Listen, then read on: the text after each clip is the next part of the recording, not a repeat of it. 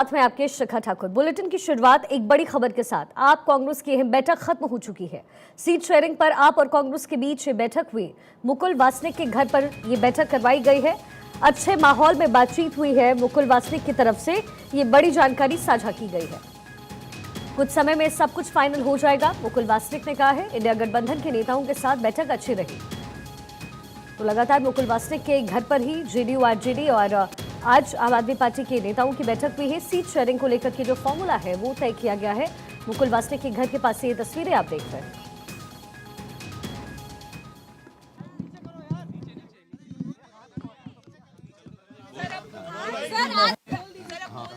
बोल दीजिए सर, बैठक में क्या रहा? मैराथन बैठक हुई है, बैठक में क्या निकला आज? देखिए, बहुत अच्छी बैठक रही। आम आदमी पार्टी की तरफ से वरिष्ठ साथियों को दिल्ली के मुख्यमंत्री केजरीवाल जी ने यहाँ पर चर्चा के लिए भेजा और नेशनल अलायंस कमेटी जो कांग्रेस अध्यक्ष खरगे जी ने बनाई, उसके साथ हम करीब 2-2.5 घंटे से विभिन्न विषयों पर यहाँ पर चर्चा की, जिसमें किन किन सीटों पर कैसे कैसे आने वाले लोकसभा चुनाव में लड़ा जाएगा, उस पर विस्तार से चर्चा हुई। चर्चा आगे में चलेगी और कुछ ही दिनों के बाद हम फिर मिलने का हमने फैसला किया है, जहां पर अंतिम रूप हमारे सीट शेयरिंग के संदर्भ में करने का प्रयास किया जाएगा।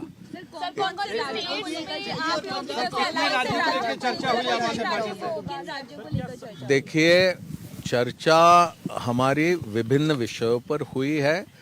क्या क्या चर्चा हुई वो उस पर मैंने कोई टिप्पणी करना आज के समय वो संभव नहीं होगा, और आप भी समझ सकते हैं कि चर्चा के दौरान विस्तार से एक एक चीज हम आपको बता पाएंगे ये मुमकिन नहीं होगा। थोड़ा सा आप इंतजार करिए। हमें पूरी तैयारी के साथ फिर कुछ ही दिनों का तो अब समय है, उसके बाद हम पूरी जानकारी आपके समक्ष रखेंगे। अक्षय राय मेरे सहयोगी ताजा जानकारी लिए इस वक्त मेरे साथ जुड़ गए हैं। अक्षय, क्या कुछ चर्चा हुई है? सीट शेयरिंग को लेकर के क्या फॉर्मूला तय हुआ है? देखिए, असमंजस की स्थिति अभी भी बनी हुई है कि किस तरह से आम आदमी पार्टी और दिल्ली में किस तरह से लड़ेगी चुनाव और किस तरह से कांग्रेस पार्टी उसमें सहयोग करेगी। हालांकि ये कहा जा रहा है कि दिल्ली में लगभग फार्मूला तय हो चुका है। 4 सीटों पर आम आदमी पार्टी, 3 सीटों पर कांग्रेस चुनाव लड़ सकती है, लेकिन पंजाब को लेकर कभी भी स्थिति क्लियर नहीं हो पा रही है। कांग्रेस और आम आदमी पार्टी कोशिश कर रहे हैं कि वहाँ पर एक फार्मूला तय किया जा सके। ये माना जा रहा है कि कम से कम 7 सीटों पर कांग्रेस चाहती है और 6 सीटों पर आम आदमी पार्टी को ऑफर कर रही है, लेकिन क्योंकि वहां पर आम आदमी पार्टी की सरकार है, इसलिए वो चाहते हैं कि ज़्यादा से ज़्यादा स्टेक उनको मिले। साथ ही साथ गुजरात में भी वो स्टेक चाहते हैं, 3 सीटों पर चुनाव लड़ना चाहते हैं और हरियाणा में भी 2 सीटों की मांग की गई है। फिलहाल बैठक खत्म हो गई है। ये कहा गया मुकुल वासनिक की तरफ से कि कुछ दिनों बाद फिर हम बैठेंगे। अरविंद केजरीवाल के निर्देश पर यहाँ पर संदीप पाठक, आतिशी मारलोना और सौरभ भारद्वाज जो स्वास्थ्य मंत्री हैं यहाँ पर पहुँचे थे।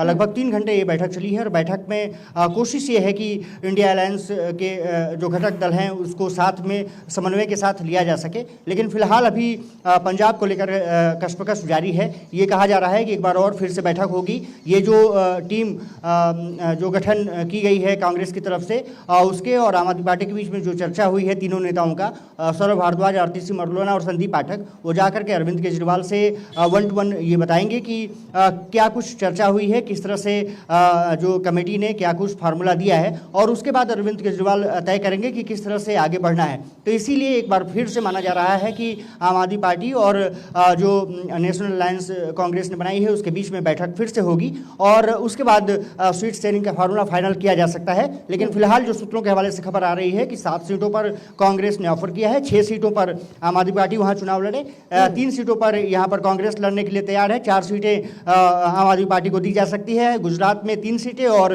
हरियाणा में 2 सीटों पर अभी मांग की गई है। शिखा, लेकिन क्या संयोजक को लेकर के बातचीत हुई है अक्षय? क्योंकि नीतीश कुमार जो हैं वो पूरे मूड में हैं कि प्रधानमंत्री का जो कैंडिडेट है वो भी उन्हें नियुक्त किया जाए, वो भी उन्हें बनाया जाए, लेकिन क्या इसके लिए गठबंधन रेडी रहेगा?